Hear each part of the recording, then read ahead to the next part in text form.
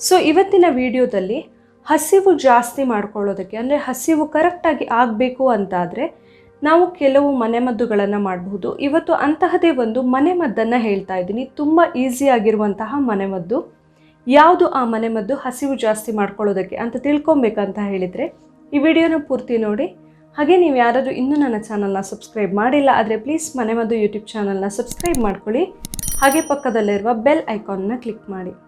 ಹೊಟ್ಟೆ ಹಸಿತನೇ ಇಲ್ಲ ಅಂತ ಅನ್ನೋರಿಗೆ ಇವತ್ತು ನಾನಿಲ್ಲಿ ಹೇಳುವಂತಹ ಮನೆಮದ್ದನ್ನು ಯೂಸ್ ಮಾಡಬಹುದು. ಇದಕ್ಕೆ ಫಸ್ಟಿಗೆ ನಾನು 1 ಗ್ಲಾಸ್ ಆಗುವಷ್ಟು ಕಬ್ಬಿನ ಹಾಲನ್ನು ತೊಗೊಂಡಿದ್ದೀನಿ. ಸೊ 1 ಗ್ಲಾಸಷ್ಟು ತೊಗೊಂಡಿದ್ದೀನಿ. ಇದಕ್ಕೆ ನಾವೀಗ ಕೆಲವೊಂದು ಇಂಗ್ರೀಡಿಯೆಂಟ್ಸ್ನ ಆ್ಯಡ್ ಮಾಡಬೇಕಾಗುತ್ತೆ. ಅದು ಯಾವುದು ಏನು ಅಂತ ತೋರಿಸ್ತೀನಿ ಬನ್ನಿ. ಫಸ್ಟಿಗೆ ಇದಕ್ಕೆ ನಾನೀಗ 2 ಲವಂಗನ ತೊಗೊಂಡಿದ್ದೀನಿ. ಈ 2 ಲವಂಗನ ಕುಟ್ಟಿ ಪುಡಿ ಮಾಡ್ಕೊಳ್ಬೇಕು. ನಿಮ್ಮ ಹತ್ರ ಲವಂಗದೇನಾದರೂ ಪೌಡರ್ ಇದ್ದರೆ ಅದನ್ನೇ ಆದರೂ ತೊಗೊಳ್ಬಹುದು. ಅದಾದರೆ 1 ಪಿಂಚ್ ಹಾಕಿದರೆ ಸಾಕಾಗುತ್ತೆ, ಜಾಸ್ತಿ ಬೇಡ. ಇದನ್ನ ಚೆನ್ನಾಗಿ ಕುಟ್ಕೊಂಡು ಪುಡಿ ಮಾಡ್ಕೊಳ್ಬೇಕು. ಇದೀಗ ಸರಿಯಾಗಿ ಜಜ್ಜಿ ಇಟ್ಕೊಂಡಿದ್ದೀನಿ. ಇದಕ್ಕೆ ಈಗ 3 ಕಾಳುಮೆಣಸು ಬೇಕಾಗುತ್ತೆ. ಕಾಳುಮೆಣಸು ಕೂಡ ಜೀರ್ಣಕ್ಕೆಲ್ಲ ತುಂಬಾ ಒಳ್ಳೆಯದು. ಇದನ್ನು ಕೂಡ ಈಗ ಪುಡಿ ಮಾಡ್ಕೊಳ್ಬೇಕು. ಇದು ಕೂಡ ಹಾಗೆ ನಿಮ್ಮ ಮನೇಲಿ ಪೌಡರ್ ಇದ್ದರೆ ನೀವು ಅದನ್ನೇ 1 ಪಿಂಚ್ ಆಗುವಷ್ಟು ತೊಗೊಳ್ಬಹುದು. ಇವಾಗ ಇದು ಕರೆಕ್ಟಾಗಿ ಪೌಡರ್ ಆಗಿದೆ. ಇದಕ್ಕೆ ನಾನೀಗ 1/2 ಇಂಚ್ ಆಗುವಷ್ಟು ಹಸಿ ಶುಂಠಿನ ತೊಗೊಂಡಿದ್ದೀನಿ. ಇದರ ಸಿಪ್ಪೆನ ತೆಕ್ಕೊಳ್ಬೇಕು. ಇದನ್ನು ಈಗ ಚೆನ್ನಾಗಿ ಜಜ್ಕೊಳ್ಬೇಕು. ಇದು ಹಸಿ ಶುಂಠಿ ಫ್ರೆಶ್ ಇರಬೇಕು, ಆವಾಗ ಚೆನ್ನಾಗಿ ರಸ ಎಲ್ಲ ಬರುತ್ತದು. ಈ ಥರ ಜಜ್ಕೊಂಡಿದ್ದೀನಿ. ಇವಾಗ ಈ ಕಬ್ಬಿನ ಹಾಲಿಗೆ ನಾವು ಜಜ್ಜಿ ಇಟ್ಕೊಂಡಿರುವಂತಹ ಶುಂಠಿನ ಹಾಕ್ಕೊಳ್ಬೇಕು.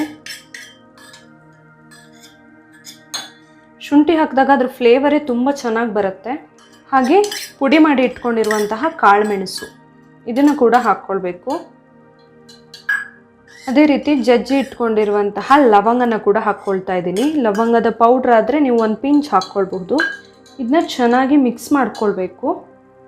5 ನಿಮಿಷ ಹೀಗೆ ಬಿಡಬೇಕು. ಆ ಲವಂಗ, ಶುಂಠಿ ಮತ್ತು ಕಾಳುಮೆಣಸು ಏನು ಹಾಕಿದ್ದೀವಿ ಅಲ್ಲ, ಅದರ ಫ್ಲೇವರ್ ಎಲ್ಲ ಚೆನ್ನಾಗಿ ಬಿಟ್ಕೊಳ್ಳುತ್ತೆ. 5 ನಿಮಿಷ ಹೀಗೆ ಬಿಡಬೇಕಾಗುತ್ತೆ. ಇದನ್ನು 5 ನಿಮಿಷ ಆದಮೇಲೆ ಅದನ್ನ ಒಂದ್ಸರಿ ಮಿಕ್ಸ್ ಮಾಡಿಕೊಂಡು ಇದಕ್ಕೆ ಸ್ವಲ್ಪ ನಿಂಬೆಹಣ್ಣಿನ ರಸವನ್ನು ಹಾಕಬೇಕು. 1/4 ಟೀ ಸ್ಪೂನ್ ಹಾಕಿದರೆ ಸಾಕು. ನಿಂಬೆಹಣ್ಣನ್ನು ಕೂಡ ನಾವು ಯೂಸ್ ಮಾಡೋದ್ರಿಂದ ಗ್ಯಾಸ್ಟ್ರಿಕ್ ಸಮಸ್ಯೆ ಎಲ್ಲ ಇದ್ದರೆ ಹೋಗುತ್ತೆ. ಸ್ವಲ್ಪ ಯೂಸ್ ಮಾಡಬೇಕು, ಜಾಸ್ತಿ ಏನು ಬೇಕಂತ ಇಲ್ಲ. 1/4 ಟೀ ಸ್ಪೂನ್ ಆಗುವಷ್ಟು ನಿಂಬೆಹಣ್ಣನ್ನು ಹಾಕಿ ಚೆನ್ನಾಗಿ ಮಿಕ್ಸ್ ಮಾಡಿದ್ದೀನಿ. ಇದು ಚೆನ್ನಾಗಿ ಮಿಕ್ಸ್ ಆದಮೇಲೆ ಇದನ್ನು ಕುಡಿಬಹುದು.